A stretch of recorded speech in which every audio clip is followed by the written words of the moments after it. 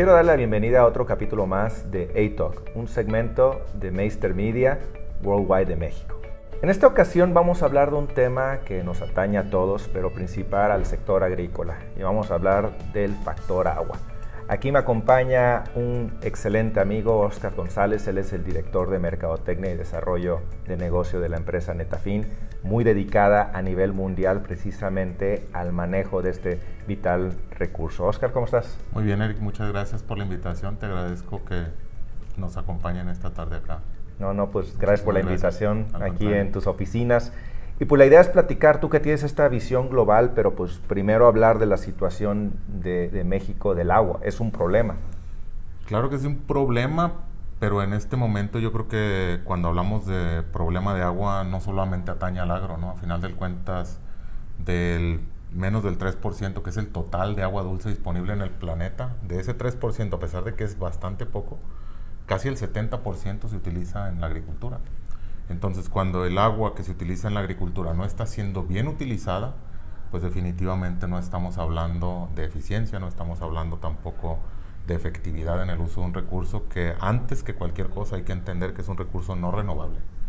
Entonces, estamos haciendo todo lo posible por darle término a un recurso que es cada vez más valioso. Hay alguien que dijo una vez que las próximas guerras se van a pelear por derechos de agua y no tanto por derechos de tierra y por derechos del petróleo. Entonces, en definitiva, es un problema que se va a venir muy, muy pronto.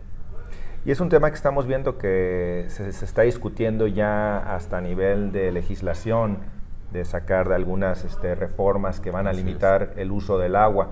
¿Qué es lo que se vislumbra? Yo creo que antes que nada, cuando se habla de algún tipo de regulación en el uso del agua, yo creo que donde pudiera opinar es a nivel del uso del agua para la producción agrícola. Creo que lo principal que debería considerar una regulación de este tipo es que quien usa el agua debe pagar por el agua que utiliza. Actualmente los derechos de agua para uso agrícola se cobran a nivel de superficie. Dependiendo de la cantidad de hectáreas que tú produces, pagas una cuota fija por hectárea de uso de agua. Cuando en países mucho más desarrollados tú pagas por la cantidad de agua que realmente utilizas.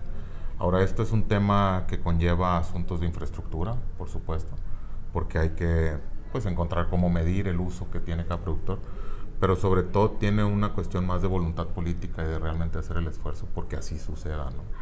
Tú que estás viendo esta situación a nivel mundial, ¿qué diferencias podemos ver en países más desarrollados sobre la responsabilidad del uso del agua, contrario a lo que no se hace en México? Pues por ejemplo, te voy a poner el ejemplo, en España hay distritos de uso de riego, de uso de agua, donde prácticamente se raciona exactamente la cantidad de agua que tú vas a utilizar en tu cultivo, por todo el estudio de uso consultivo, con pequeños, digamos, sobrantes por cualquier eventualidad. Pero tú tienes esa cantidad de agua que fue la que pagaste y solamente eso. En caso de requerir más, el organismo de agua te raciona un poco más de agua, pero pagas por esa agua. O por ejemplo, en el caso de Israel. Israel es el único país en el mundo donde la situación general del país es que vamos a decir, la tierra es ahora más verde que hace 50 años, donde en casi todo el mundo sucede todo lo contrario, ¿no? Estamos viendo precisamente esta falta de agua que está afectando inclusive en el cambio climático. Vemos unas zonas que llueve demasiado. Exactamente. Y otras donde definitivamente ya no está lloviendo. Ahora, en teoría, y lo que nos enseñaron en la escuela es que pues, el agua no se va a ningún lugar. Entonces, ¿por qué se está limitando el recurso? En realidad, pues primero la población sigue creciendo. Se estima que en el 2050 vamos a ser 9 billones de personas en el mundo y son 9 billones de bocas. Y todos toman agua. Todos toman agua, pero todos consumen alimentos. Y consumir alimentos tiene una huella hídrica muy importante. Para hacer un kilo de carne hay que invertir 15,000 litros de agua. Es decir, hay muchos factores que tienen que ver no solo con la producción de alimentos, que también generan un uso de agua bastante grande. Y mientras la población sigue creciendo, pues también el requerimiento de agua va creciendo. Yo creo que en realidad mucho de lo que está sucediendo, además de este aumento en la cantidad de gente que tiene este planeta, es el hecho que también la cantidad de tierra arable disponible se está viendo disminuida por la presión que tienen las zonas urbanas hacia las zonas rurales. Yo creo que por ahí va mucho del problema que estamos viendo. Y ahora la necesidad es hacer más con menos. Exactamente, lo que nosotros hacemos todos los días. Así es. Yo creo que, hablando por ejemplo de las buenas prácticas que hay en otros países, de lo que preguntabas, Israel es más verde hoy que hace 50 años, porque casi el 80 o el 85% del total del agua que se utiliza para la agricultura o la jardinería son aguas grises tratadas. Es decir, el agua que se consume en los hogares para usos de higiene o de lo que se lava en la cocina, se toma, se le da algún tipo de tratamiento y se vuelve a utilizar en agricultura. ¿Para qué? Para hacer producir más alimentos.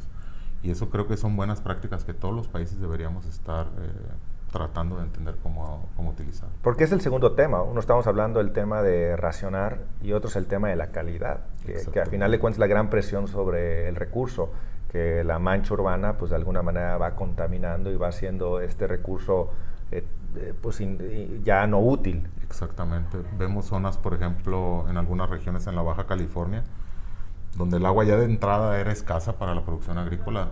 Ahora, además de escasa, está siendo de mala calidad. Y cuando hablamos de mala calidad, no necesariamente estamos hablando tanto de contaminación, pero estamos viendo, vamos a pensar en la Baja California está rodeada por sal, por agua salada, y mientras los mantos freáticos en la parte continental donde estaban los pozos es cada vez menos, pues la presión que genera el agua salada hacia esos pozos hace que cada vez los pozos sean más salados. Entonces la utilización de esos pozos nos está llevando ahora, a la hora de producir, a tener que hacer tratamientos para bajar la salinidad del agua.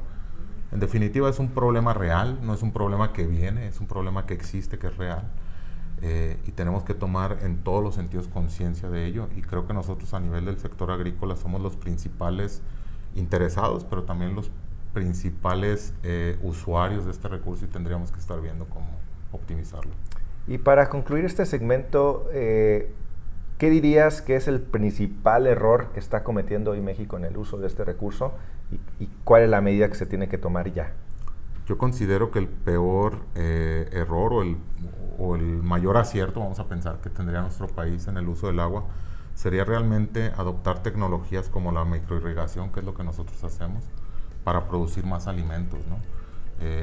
La ineficiencia y la inefectividad en el uso del agua con los métodos de riego tradicionales es definitivamente algo que un país del calibre de México no puede permitirse en estas circunstancias, ¿no? Quiero agradecerle mucho a Óscar González, director de Mercadotecnia y Desarrollo de Negocios de Netafim México, por participar en este primer segmento de 2 sobre el importante tema del agua aquí en A-Talk. Síganos en nuestras redes sociales, en Twitter, Revista PDH, en nuestro Facebook, Productores de Hortalizas, y hasta la próxima.